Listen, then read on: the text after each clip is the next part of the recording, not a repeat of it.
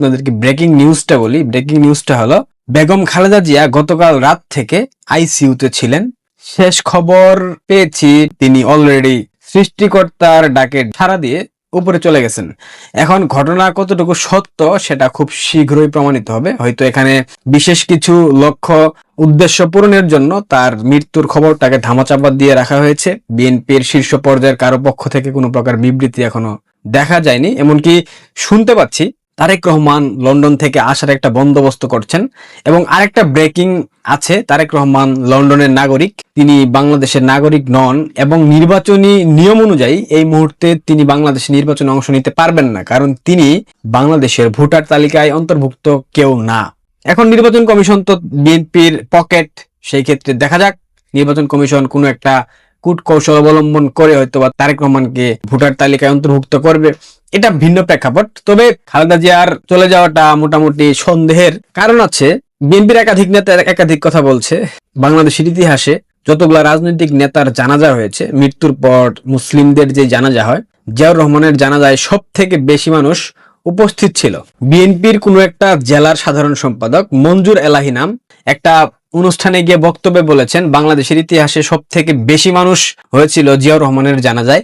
সে record ভাঙবে খালেদা জিয়ার জানাজায় মানুষ উপস্থিতি হয়ে। তার মানে বোঝা যাচ্ছে সামথিং, কিছু একটা হচ্ছে, কিন্তু আসলে কি হচ্ছে সেটা এখন আমরা বুঝতে পারছি না। হয়তো বা কয়েক ঘন্টার মধ্যে আমরা সঠিক তথ্য পেয়ে যাব। তারেক রহমানের ফিরে আসা, খালেদা জিয়ার মৃত্যু, বিএনপির বর্তমান প্রেক্ষাপট, বিএনপির ভবিষ্যৎ পরিকল্পনা, এগুলা নিয়ে একটা বিশাল প্রতিবেদন বানানো উচিত এবং আমি খুব শীঘ্রই সেটা করব।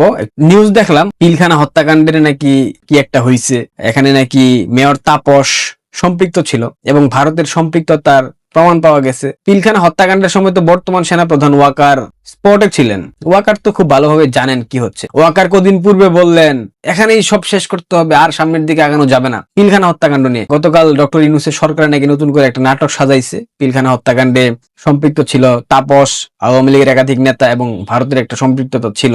মেয়র তাপস, যে কিনা 5 আগস্টের দুদিন পূর্বে অর্থাৎ 3 আগস্ট বিমানবন্দরের ইমিগ্রেশনে গিয়ে যখন তাকে আটকে দেওয়া হয় ইমিগ্রেশন কর্তৃপক্ষ, তখন তিনি শেখ হাসিনাকে ফোন করে সেই ইমিগ্রেশন পার হতে চান। তার মতো ভীতু সে নাকি বিডিআর হত্যাকাণ্ডের মতো ঘটনায় সম্পৃক্ত থাকবে, তার নির্দেশনায় সে নাকি সংগঠিত করেছে। এইসব গল্প, এইসব নাটক বন্ধ করেন। এইসব নাটক বাংলাদেশের মানুষ আর খাবে না। তাপস কেনা দিয়ে অন্য কাউকে দিলে সেটা বিশ্বাসযোগ্য ছিল। তাপসের মতো ব্যক্তি বিডিআর হত্যাকাণ্ডের মতো ঘটনা ঘটাবে, এইটা পৃথিবীর কোনো ব্যক্তি বিশ্বাস করবে না।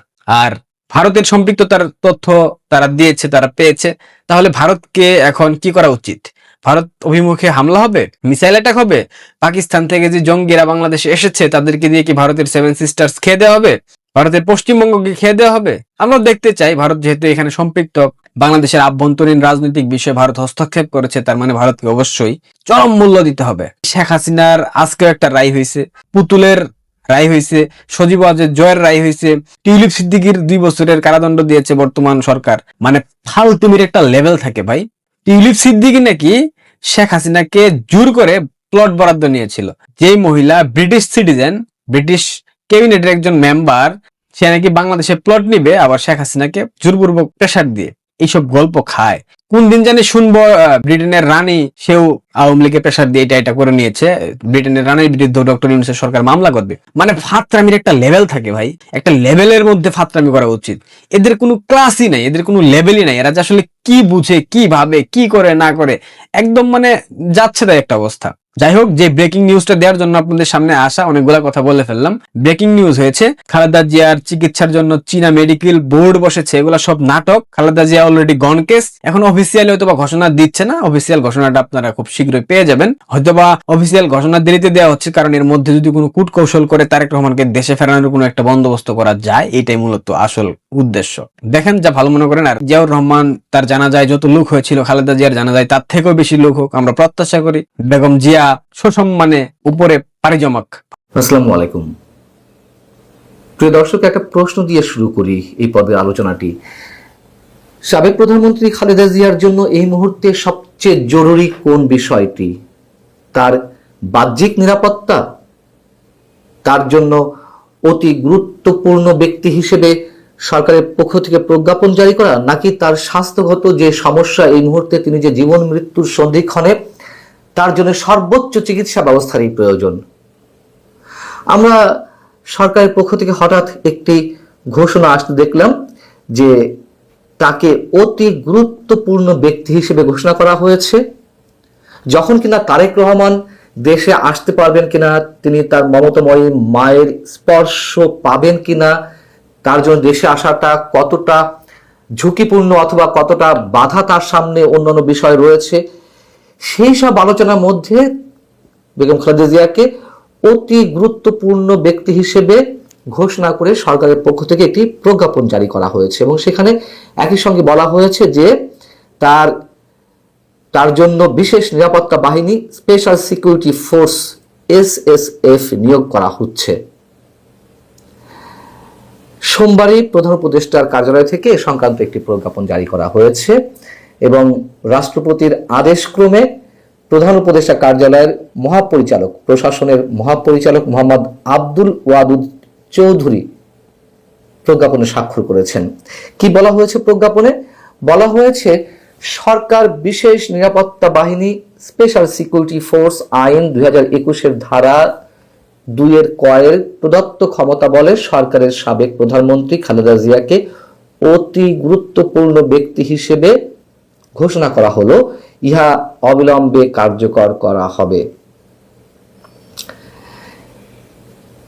স্পেশাল সিকিউরিটি ফোর্স মূলত প্রধানমন্ত্রী, রানিং প্রধানমন্ত্রী অথবা রানিং রাষ্ট্রপতির জন্য থাকে।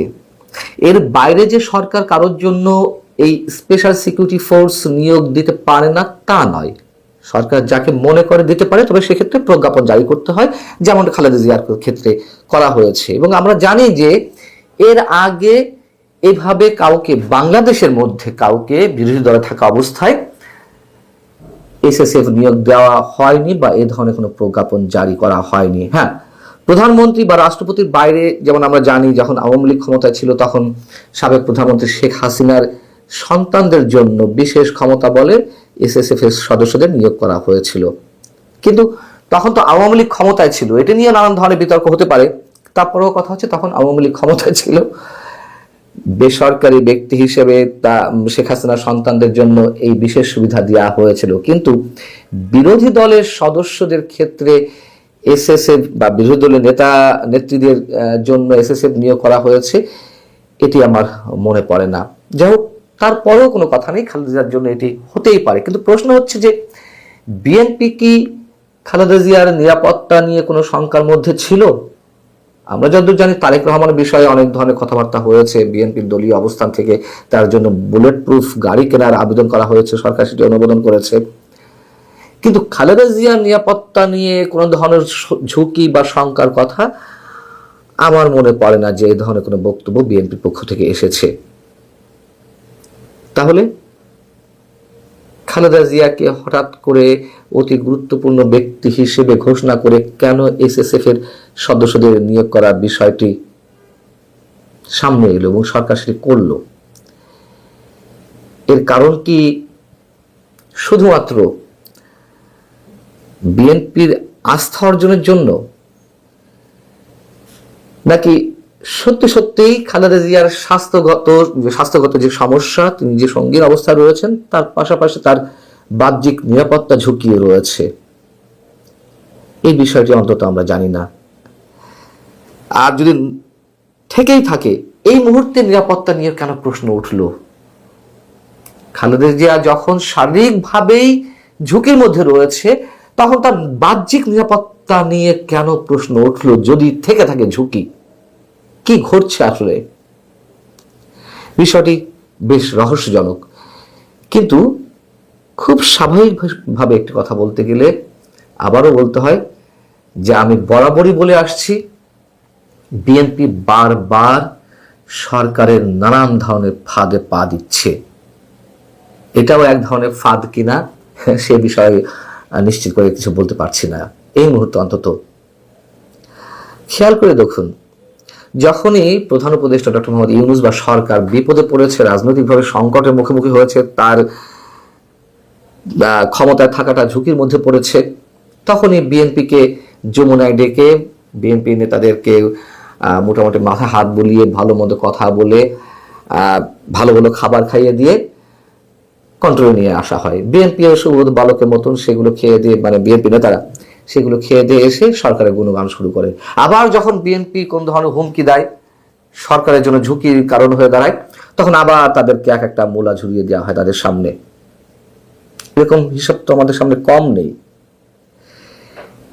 এই কারণে এই কথাটা বলছি, গত 15 জুলাই যখন লন্ডন বৈঠকটি হলো প্রধান উপদেষ্টার সঙ্গে তারেক রহমানের, অনেক ধরনের প্রশ্ন উঠেছিল যে কি কারণে তারেক রহমান ডিসেম্বর থেকে নির্বাচন ফেব্রুয়ারিতে করার জন্য রাজি হলেন, কি লেনদেন হয়েছে তাদের মধ্যে। অনেক ধরনের রহস্যজনক বা সন্দেহজনক কথাবার্তা বলছিল। কিন্তু এখন এসে মনে হচ্ছে তারেক রহমানের সঙ্গে প্রধান উপদেষ্টার ওই সময় কি কথা হয়েছে, যে বিষয়টি এখন সামনে এসেছে, তিনি দেশে আসতে পারছেন না, তৃতীয় কোনো শক্তির বাধা রয়েছে, এবং সেই বাধাগুলো আরো সামনে নিয়ে এসে, মানে সরকারের বক্তব্যগুলো সামনে নিয়ে এসে তারেক রহমানকে সেই বাধার ক্ষেত্রে আরো বরং বিতর্কের মধ্যে ফেলা হয়েছে। যেমন পররাষ্ট্র উপদেষ্টা বললেন রোববার যে তারেক রহমান চাইলেই একদিনের মধ্যে তার ট্রাভেল ভিসার ব্যবস্থা করে দিবে, ট্রাভেল পাসের ব্যবস্থা করে দিবে। আবার আইন উপদেষ্টা সোমবারই মন্তব্য করলেন যে তারেক রহমানের দেশে আসার ব্যাপারে কোনো ধরনের আইনগত বাধা নেই, আর যদি কোনো বাধা থেকেও থাকে সেক্ষেত্রে সর্বোচ্চ সহযোগিতা করা হবে, উন্নয়ন নিরাপত্তার ব্যাপারে আমরা সর্বোচ্চ সহযোগিতা করব।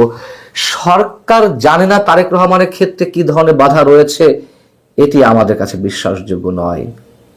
অবশ্যই সরকার জানে। এই জন্য আমি বলছিলাম 15 জুলাই লন্ডন বৈঠকে হয়তো এই বাধাটি নিয়ে কথা হয়েছে, এই বাধা সরকারের পক্ষ থেকে অপসারণ করা হবে বা কোনো একটা ব্যবস্থা নেওয়া হবে। তার জন্য তারেক রহমান ফেব্রুয়ারিতে নির্বাচনের বিষয়টিতে রাজি হয়েছেন, এখন অনেকখানি স্পষ্ট। কিন্তু সেই বাধা এখন সরকার দূর করছে না অথবা করতে পারছে না, যার কারণে তারেক রহমান বা বিএনপিকে ইমপ্রেস করার জন্য আগ বাড়িয়ে কি এই সব কাজবাজ করছে। খালেদা জিয়ার নিরাপত্তা ব্যবস্থা অতি জোরদার করা বা তাকে অতি গুরুত্বপূর্ণ ব্যক্তি হিসেবে ঘোষণা করে তাদের মন রক্ষার ব্যবস্থা করছে। খুবই রহস্যজনক একটি বিষয়, নিঃসন্দেহে হাস্যকর। জানি না ভিতরে কি আছে, আসলেই জানি না, কিন্তু অনেক বেশি প্রশ্নবিদ্ধ। আল্লাহ হাফিজ, ভালো থাকুন সবাই।